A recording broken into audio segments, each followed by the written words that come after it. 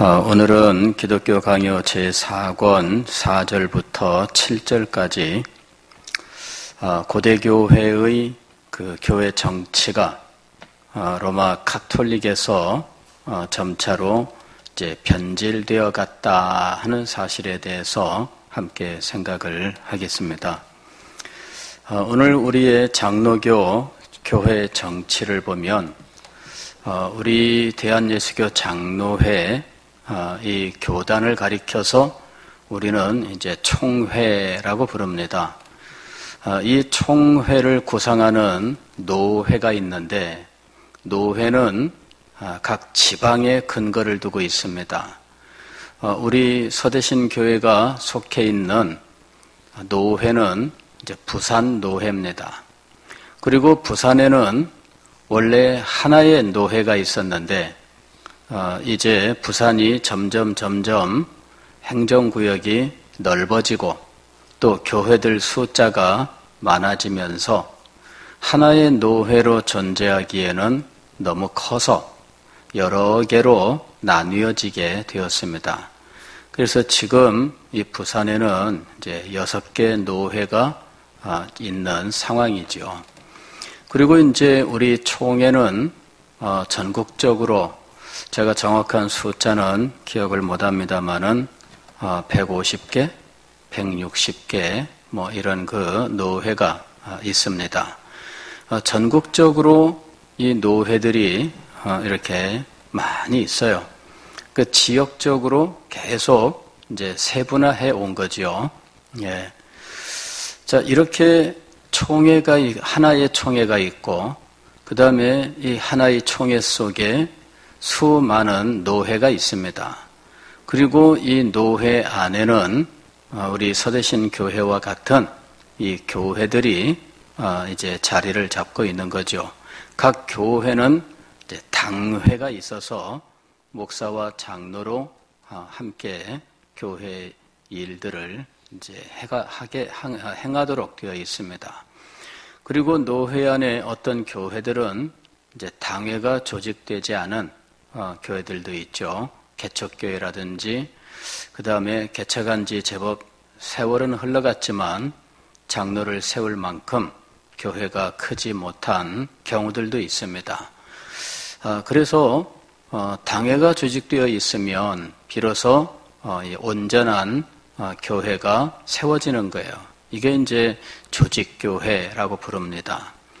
선교사가 자기가 어느 선교지에 나아가서 교회를 개척했는데 이 교회가 정상적으로 잘 성장하면서 이 장로를 세우고 목사를 세워서 당회를 구성하게 되면 조직교회이고 이것이 성공이에요. 성공. 조직교회가 세워지면은 성공하는 거예요. 조직교회가 세워졌다는 말은 그 교회가 자립한다는 말입니다. 스스로 교회의 일들을 결정하는데 자기들의 필요한 것들을 교회가 스스로 결정하고 또 심지어 경제적으로도 자립할 수 있도록 노력을 하고 또 이 일을 책임지는 사람들이 있다는 이야기거든요. 그래서 장로님들을 세우고 목사를 세워서 교회가 온전하게 되는 것, 이것이 교회를 세우는 사람의 목표입니다. 그렇게 되면은 선교사가 그 지역을 떠나도 그 교회는 이 자립을 하면서 스스로 이제 복음을 전파하는 사명을 감당하면서 존재하게 되는 거죠. 그래서 조직교회가 세워져야 돼요. 우리 서대신 교회가 1949년에 세워졌습니다. 1949년 5월 달에 해밀턴 선교사님이 부산항에 이제 발을 디디게 되지요. 그리하고 이제 저쪽 그 아미동, 그 남부민동, 지금 그 윗동네, 남부민동 그 부산 충무동 지나가면서 그 윗동네, 그게 동 이름이 초장동, 초장동 지역에 이 선교사들이 이렇게 함께 거처하던 적산가옥이 있었어요. 그곳에 이 짐을 풀게 됩니다. 임시로 그곳에 짐을 풀게 되고, 이제 그곳에서 이 주일날 교회가 모이고 있었어요. 그리고 그 교회가 나중에 그 위에서 밑으로 내려오게 되는데, 이 교회가 오늘날 우리 노회안의 부산 세광교회입니다. 이전에는 이제 성경교회 이렇게 이름을 정했고요. 그 다음에 그 후에는 이제 세광교회, 그리고 충일교회, 그리고 세광교회, 또 지금은 부산 세광교회 이렇게 이름이 계속 바뀌었어요. 우리 서대신 교회는 해밀턴 선교사님이 이 초장동의 그 적산가옥 교회에서 임시로 있다가 불과 아주 그 짧은 시간에 이 대신동 지역의 적산가옥을 구해서 역시 주일날 예배를 드림으로 시작이 됐습니다. 그리고 우리가 지금 예배드리는 이 교회당 이 자리는 6.25 때에 이 해밀턴 선교사님이 미군의 정보부에서 통역으로 근무를 했는데, 이제 이분이 미군 부대 자재를 가져다가 건물을, 교회를 짓게 됩니다. 미국식의 목조 건물로 교회당을 짓게 되고, 우리 교회가 현재와 같은 건물을 짓기 이전에 그때는 목조 건물로 되어 있었습니다. 그리고 이것을 계속 보수하고 또 조금씩 확장하면서 이제 유지하다가 오늘과 같은 이런 건물을 이제 건축하게 된 거지요. 자, 이렇게 이 선교사 한 분이 이 교회를 세웠습니다. 그리고 해밀턴 선교사는 다른 교회를 세울 기회가 없었어요. 왜냐하면은 이분은 짧게 지내다가 그만 귀국하게 되었거든요. 그래서 부산에 있는 고신대 신학교에서 강의를 하고, 그리고 이 서대신 교회, 이 교회를 하다가 이분은 귀국을 하게 됩니다. 그래서 부산에서는 이제 이 해밀턴 선교사의 자취는 오늘날 우리 서대신 교회에서 그 흔적을 보게 되는 것이죠. 그런데 그분이 여기서 교회를 시작을 했고 교회당을 지어주고 6.25가 나면서 이 교회가 갑자기 커졌어요. 아마 유교가 없었으면은 뭐 어떻게 됐을지 모르겠습니다. 유교가 되면서 이 교회가 갑자기 커지게 됐습니다. 피난민들이 오게 되었고, 그 다음에 요 위쪽에 그 모자원이 있어서 이 피난민들 가운데에 아이들을 데리고 있는 여성들, 이제 이분들을 이렇게 돌보는 시설이 있었는데, 그 시설에 있는 분들이 이제 우리 교회에 이제 출석을 좀 많이 하셨다, 이렇게 이야기를 합니다. 그리고 이 교회에 목사님을 모시게 된 거죠. 목사님을 모시고 이제 장로님들이 세워지고 목사님을 모시고 이렇게 해서 이제 교회가 유지된 거예요. 그렇지 않았으면은 또 어떻게 될지 몰라요. 다만 시대적으로 교회에 사람들이 많이 의탁하면서 찾아오는 시대였기 때문에 아마 그때에 우리 교회가 자리를 잡는데 여러 가지로 하나님께서 좋은 길을 열어주셨다, 이렇게 보입니다. 다만 선교사의 사역이 헛되지 않고 오늘 70년에 이르도록 이루어진 것은 이 조직교회가 되었기 때문입니다. 조직교회가 장로님들을 세우고 목사님을 담임 목사님으로 청병하고 교회의 여러 직분자들을 세우면서 계속적으로 스스로 교회의 일들을 결정하면서 필요한 모든 부분들에는 우리 직분자들이 앞장서서 헌신하면서 교회의 일들을 했기 때문에 오늘까지 온 거예요. 자, 이런 그 과정들은 오늘날 우리에게만 유일하거나 독특한 것은 아닙니다. 사실은 초대교회 때부터 지금까지 교회들이 정착되는 과정이 그래요. 사도 바울이 가서 복음을 전했는데 그 교회가 이 직분자들을 세우지 않았다면 그냥 흐지부지 되고 말았을 거예요. 직분자들을 세웠기 때문에 이 교회가 서서 사도 바울이 떠났을지라도 그 교회는 유지될 수가 있었던 거죠. 그러니까 직분자를 세우는 일은 굉장히 중요한 일이에요. 그 중에서도 이 장로를 세우는 일, 이게 아주 결정적으로 중요한 일이다 하는 거예요. 초대교회의 이 직분자들을 우리가 보게 되면 성경에는 장로 혹은 감독, 목사와 교사, 사도와 선지자, 이런 그 명칭들이 등장을 해요. 그 외에 집사, 이제 이런 명칭들도 등장하죠. 그러니까 초대교회에는 이런 여러 직분들이 있었어요. 그리고 이런 직분들을 세워서 교회를 유지해 갔던 거죠. 예루살렘 교회에는 사도들이 있었고, 그리고 사도들이 예루살렘 교회를 지도하던 그때에 집사를 세우게 됩니다.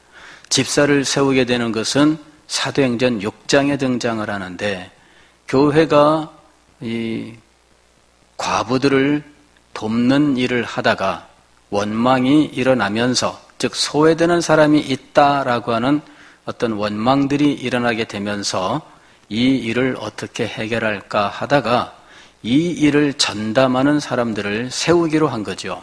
그때 집사 7명을 세웠어요. 그리고 이 집사들이 교회 안에서 이 구제하는 일을 맡아서 담당했어요. 그 다음에 성도들이 헌금하는 것들을 관리하게 된 거지요. 이렇게 하면서 오늘까지 교회는 집사 제도를 가지고 집사들에게 재정과 구제를 맡기면서 이 일을 감당하게 했던 거예요. 우리가 성경에서 시작된 이 직분을 오늘 우리가 유지하고 있습니다. 성경에서 시작된 이 직분을 오늘 우리가 유지하고 또 앞으로도 계속 유지할 것인데, 지상에 예수님께서 재림하시면 더 이상 지상의 교회가 필요하지 않게 됩니다. 그때까지 교회에 이 직분이 항상 있어야 된다 해서 항존직이라고 부르는 거예요. 항상 존재해야 하는 직분이란 의미입니다. 예수님께서 재림하실 때까지, 즉 지상에 더 이상 우리와 같은 이런 교회가 더 이상 필요하지 않게 될 그때까지 지상에 있는 교회는 직분을 가지고 있어야 돼요. 성경에서 유래되고 있는 이 직분을 우리는 항존직이라고 부르는 거죠. 장로와 권사를 가리켜서 집사를 항존직이라고 부르는 거예요. 그리고 이 장로와 집사는 안수를 통해서 임직을 하게 됩니다. 그래서 옛날에 집사는 안수집사 이렇게 불렀던 거죠. 근데 안수집사는 집사 임직하는 방법인데, 임직을 한 이 집사가 교회를 섬겨야 돼요. 이 섬김을 시무라고 이야기를 합니다. 이 교회를 시무하게 되는데, 이제는 이것을 시무 집사 이렇게 이제 우리가 부르고 있는 거죠. 장로도 마찬가지예요. 장로도 예전에 우리 성경에 나오는 장로는 사실은 이 처음 출발은 이 성경을 가르치고 또 말씀을 해석하는 이런 일들을 했습니다. 그리고 성도들의 신앙을 지도하는 이 다스리는 일들을 또 하게 되었는데, 이 다스리는 일들에 참여하는 성평신도들을 또한 장로라고 부르는 거죠. 그래서 말씀을 가르치고 또 성경을 해석하는 목사를 때로는 장로 이렇게 불렀고요. 그 다음에 또 때로는 감독이라고 불렀던 거예요. 그러니까 성경에서 보는 성직자는 감독과 장로예요. 그리고 처음에는 이 치리하는 장로는 없었습니다. 치라는 장로는 없었어요. 제도라고 하는 것은 교회의 어떤 그 상황과 역사적 발전에 따라서 조금씩 발전하게 되어 있습니다.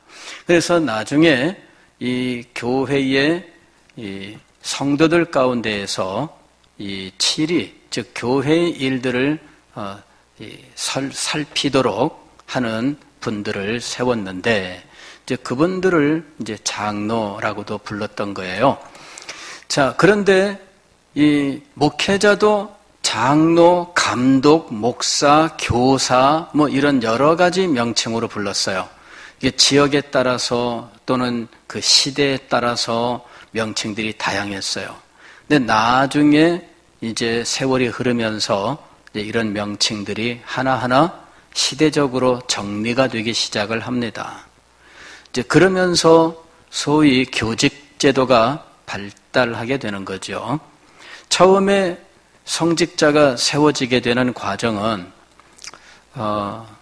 물론 이제 이 훈련은 오늘 현대와 같지 않습니다. 현대의 경우에는 신학교라는 데가 있어서 신학교에서 교육을 받고 졸업하게 되면 자격 시험을 보고 해서 이제 성직에 들어서게 되는 거죠.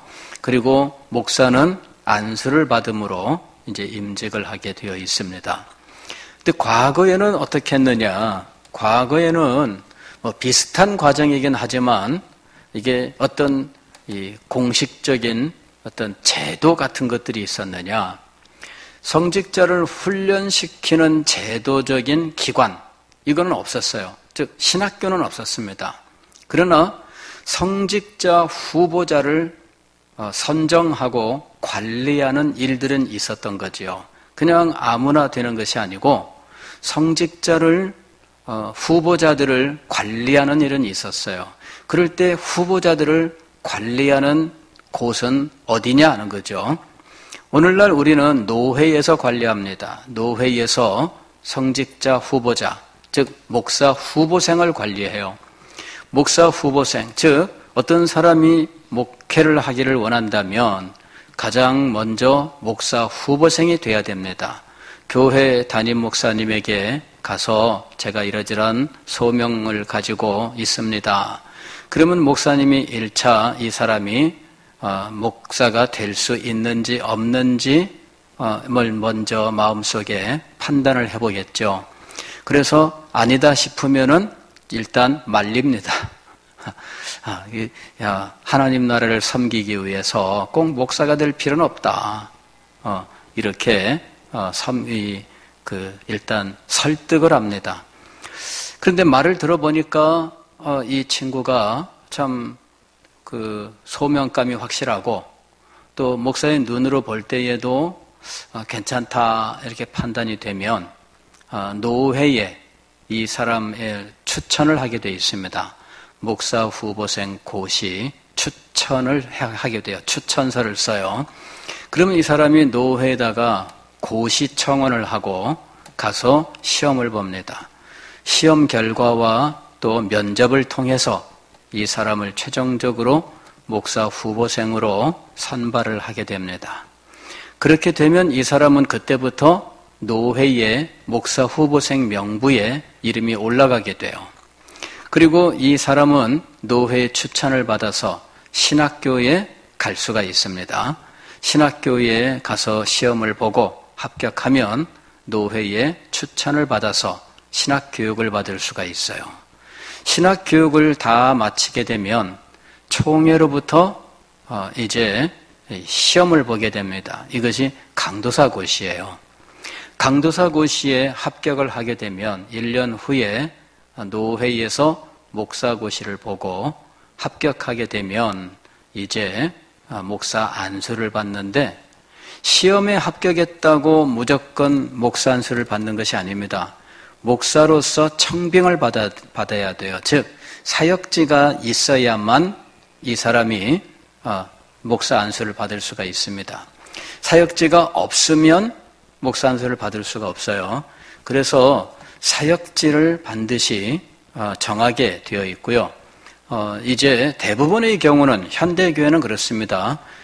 목사 안수 받으면서 당장 담임 목사가 되는 경우는 거의 없습니다. 자기가 전도사 때 개척을 했다면 몰라도 전도사 때 개척한 것이 아니고 어딘가에 청빙을 받는다면 보통은 이제 부목사로 사역을 하게 되죠. 예. 그렇게 해서 목사가 되는 거예요. 초대교회의 목사 되는 과정은 어떠냐? 그것도 역시 마찬가지입니다. 그것도 역시 노회에서 그러니까 노회와 같은 장로의 회에서 안수를 받게 돼 있어요. 오늘 우리가 읽은 성경 말씀이 바로 그걸 말씀하고 있는 거예요. 14절 보면 사도 바울이 디모데에게 이제 이렇게 권면합니다. 내 속에 있는 은사 곧 장로의 회에서 안수받을 때에, 장로의 회에서 안수를 받을 때에, 이때 이 장로의 회라는 것이 있어요. 이거는 일정 지방에 장로 혹은 감독들이 모여서 목사 임직을 하는 겁니다.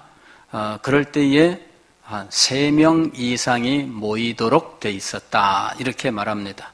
3명 이상이 모여서 이 목사 혹은 이 감독, 이 안수를 행하게 되어 있는데, 이럴 때 이 사람이 안수를 받기 전에 반드시 거쳐야만 하는 것은 무엇이냐면은 성도들의 동의라고 하는 거예요. 성도들의 동의.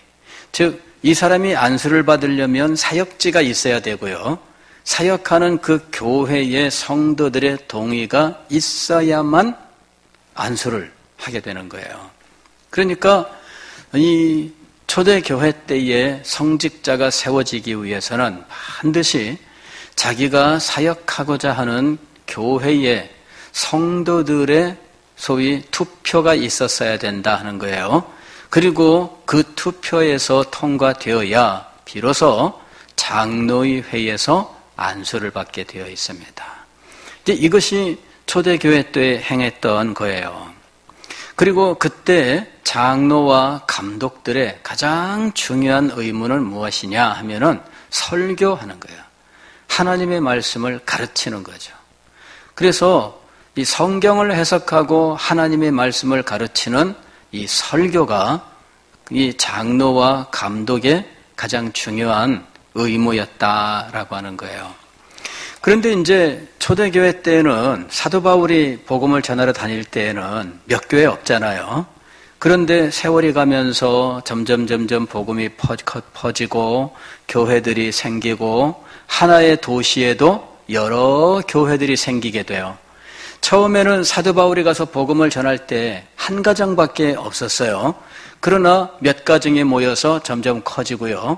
도시가 규모가 있게 되면 여러 군데에 이런 가정교회들이 생기게 돼요. 그리고 이런 교회들의 장로 혹은 감독들이 세워지게 되면 그 지방에 전체 의견을 조율하고 전체 이 교회들이 함께 할 수 있는 이런 어떤 조율하는 역할을 누군가 맡아야 돼요. 그래서 사실은 이 사람들 가운데에 대표자가 될 수 있는 사람을 세우게 되는 거죠. 이 사람이 감독이라고 부르는 거예요. 그러니까 이제 자연스럽게 발전 과정에서 일정 지역에 이 교회들이 여러 개가 있으면 그 여러 교회들이 함께 무엇인가 결정하기도 하고 조정해야 될 필요가 생기는 거예요. 그래서 대표자 비슷한 사람을 세웠는데 이제 이 사람이 감독입니다. 오늘날 우리로 치게 되면 노회장이에요. 노회장은 일정 지역에 교회들이 하나의 조직을 이루고 있는데 그들 가운데에서 노회장을 세우게 되어 있는 거예요. 노회장은 계급이냐? 그건 아니죠. 누가 더 계급이 높으냐? 그 계급이 높은 사람을 말하는 것이 아니라 이 노회가 즉 그 지역에 있는 교회들이 함께 모여서 회의를 하고 무엇인가 결정하고 이 일들을 해 나갈 때 이것을 조정하는 회장이에요, 회장. 그래서 노회장이에요. 이 사람은 회의를 주재하는 거예요. 그리고 이제 늘 회의만 할 수 없으니까 회의 끝날 때에는 임원회의에 잔무를 맡기고 이렇게 폐회를 하게 되어 있습니다. 그러면은 노회가 열리지 않아도 이제 임원회가 일반적인 일들은 이제 처리를 해 나가는 거죠. 이렇게 해서 오늘날 우리 장로교회가 노회 제도를 채택하고 있는데 이 노회와 비슷한 것이 뭐냐, 노회장과 비슷한 것이 뭐냐 하면은 바로 감독입니다.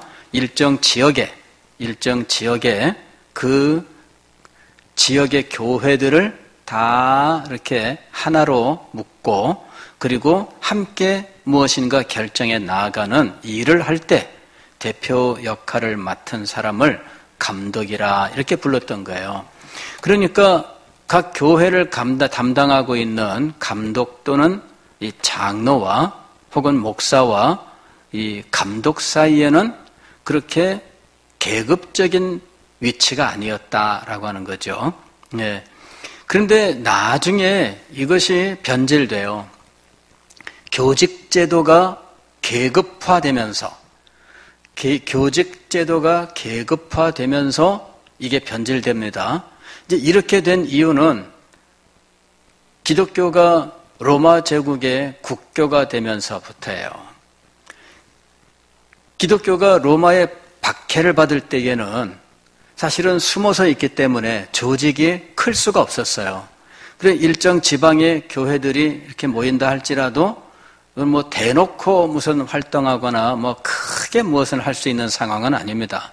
그러나 이 콘스탄틴 대제가 기독교로 개종하고 교회를 공인하고 해서 기독교가 이제 자유롭게 복음을 전하게 되고 황제가 기독교를 이제 예수님을 믿고 기독교를 이제 또 지원을 하니까 이게 교회가 점점점 커지는 거예요. 그러면서 이 교회가 조직을 더 일사불란하게 만들어 나가기 시작한 거죠. 이게 황제에 맞추기 위해서 결국은 지방 관리 제도 비슷하게 만들어진 거예요.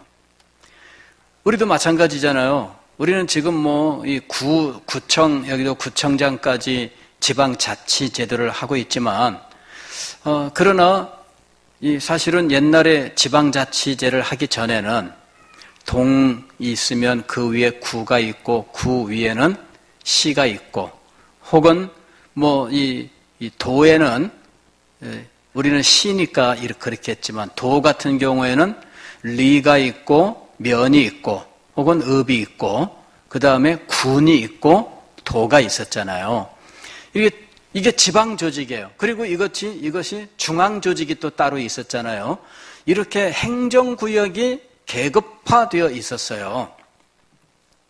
그런데 기독교가 이제는 황제의 종교가 되면서 어느덧 이런 조직을 따라가게 된 거죠. 로마 제국도 중앙 집권화되어 있어서 각 지방까지 통치하는 단계가 있잖아요. 이런 단계를 교직제도로 확립을 하게 됩니다.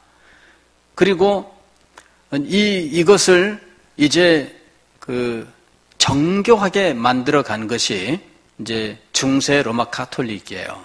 거기에서 이 교황을 정점으로 해서 이제 추기경, 대주교, 그 다음에 주교 이러한 계급제도를 쭉 만들어요. 이게 계급적인 교직제도를 만드는 거죠.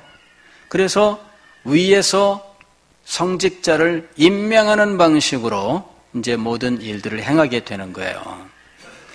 교황이 임명을 하고 그 다음에 주교가 밑에 성직자들을 임명하는 체제로 가는 거죠. 그러니까는 과거의 성직자는 어떻게 세워졌어요? 과거의 성직자는 성도들의 동의로 성도들이 자기 목사를 세우는 일에 참여하는 방식으로 이 성직자를 세웠던 거거든요. 물론 역사적인 과정에서 좀 다양한 이런 시도들은 있었어요. 가령 성직자를 이 성직자단에서 선정을 하고 이러는 일은 있었어요. 그러나 이럴 때에도 반드시 누구의 동의를 받게 했느냐 하면 교회 성도들의 동의를 받게 했다는 거죠. 그러니까 선정을 누가 했느냐, 그거는 목사들이 모여서 할 수 있어요. 그러나 그때에도 반드시 누구의 동의를 받게 했다? 성도들의 동의를 받게 했다는 거예요. 이것이 이제 발전되어 오던 성직자 세우는 원칙이었어요. 초대교회 때부터 계속 지켜오던 원칙입니다. 그런데 나중에 교황 제도가 확립되면서 이런 성도들이 자기들을 목양할 성직자를 선택하는 권한이 그냥 사라져버렸어요. 그리고 이 권한을 누가 행사했느냐 하면은 소위 주교 혹은 감독이 행사를 하게 된 거예요. 자, 이것이 어떤 폐단을 낳게 되었느냐 하면 임명권을 가진 사람이 이 권한을 가지고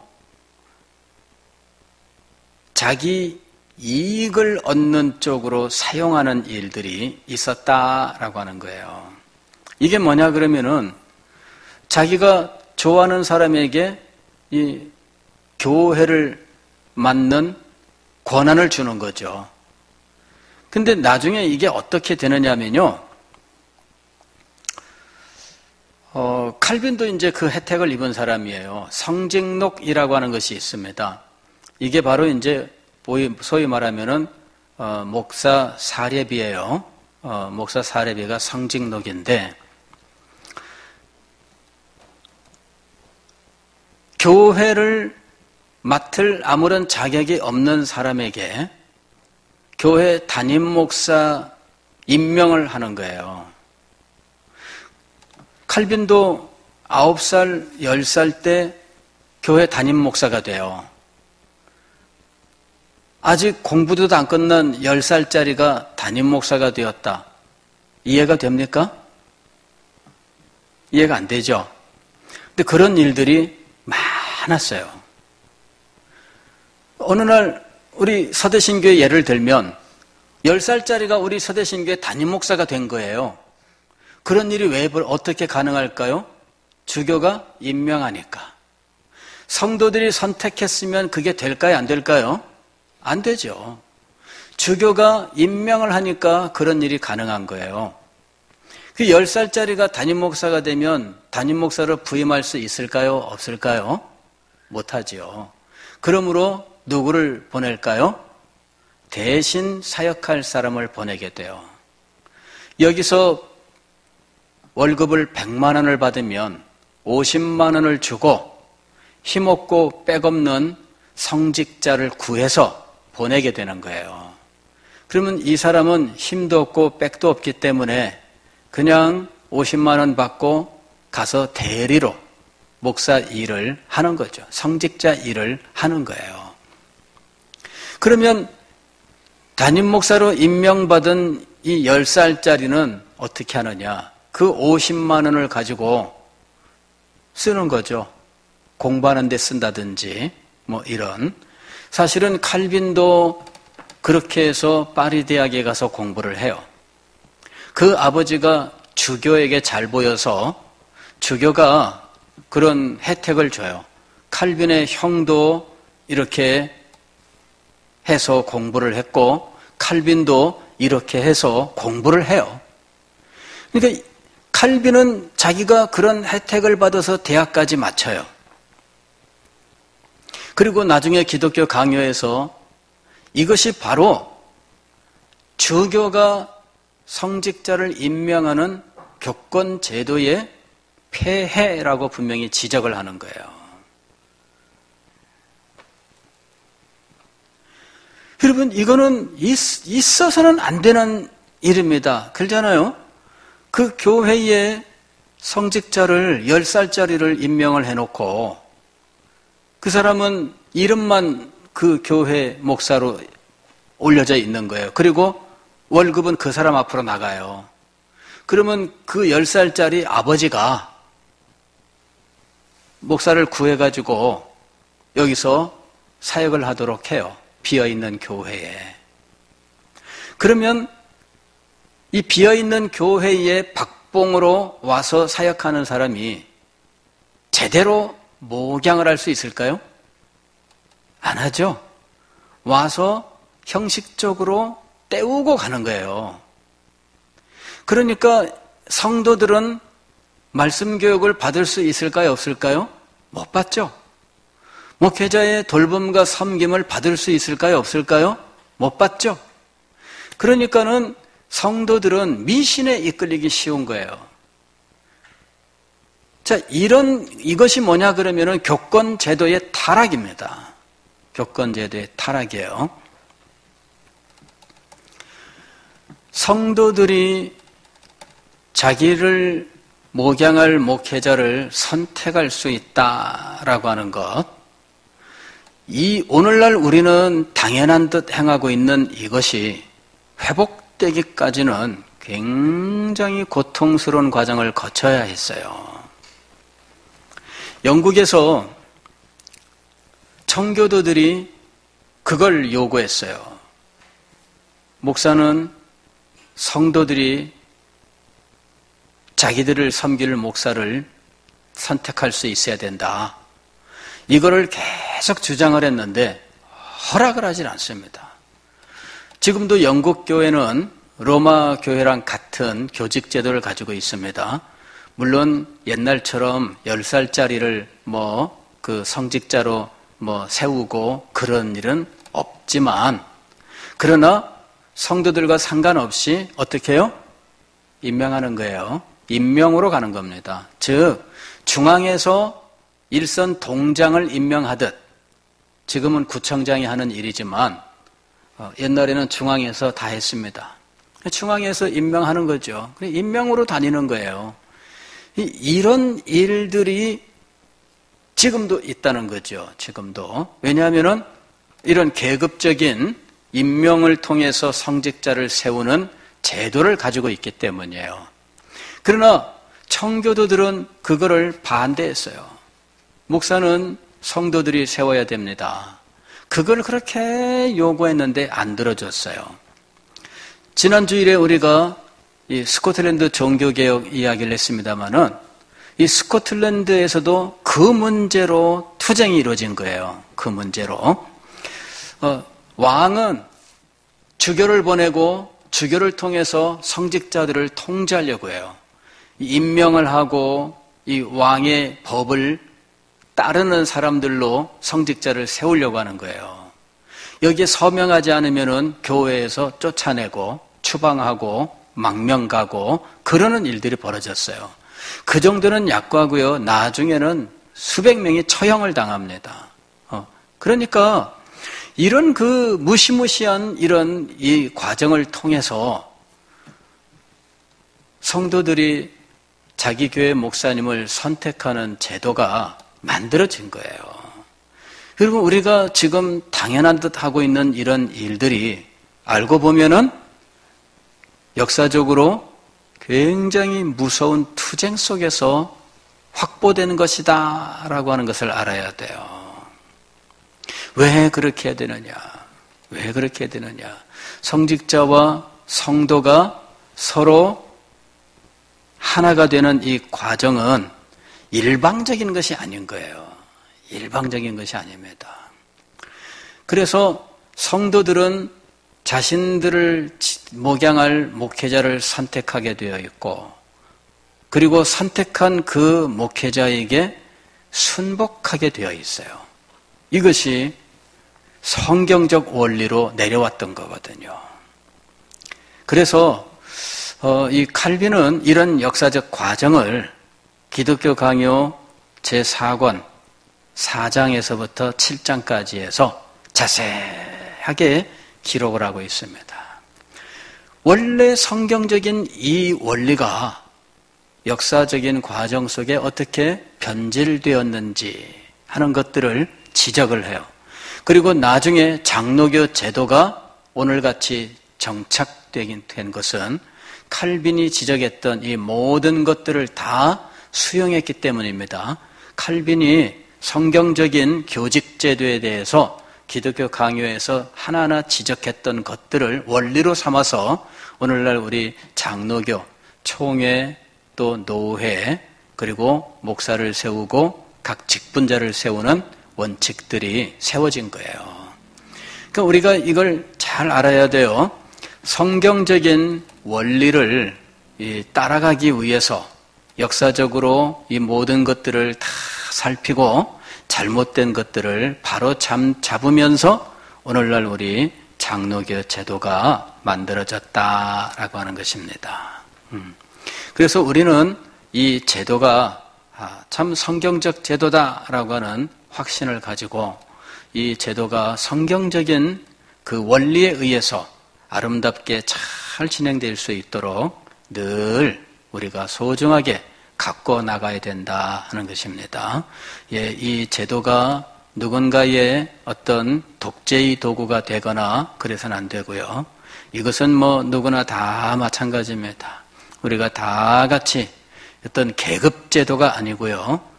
이것은 하나님의 뜻을 이루기 위하여 서로가 서로를 배려하고 존중하면서 함께 하나님 뜻에 순복해 나아가기 위해서 노력해야 되는 제도다라고 하는 것 꼭 기억하시고 우리 교회를 아름답게 발전시켜 나갈 수 있기를 바랍니다.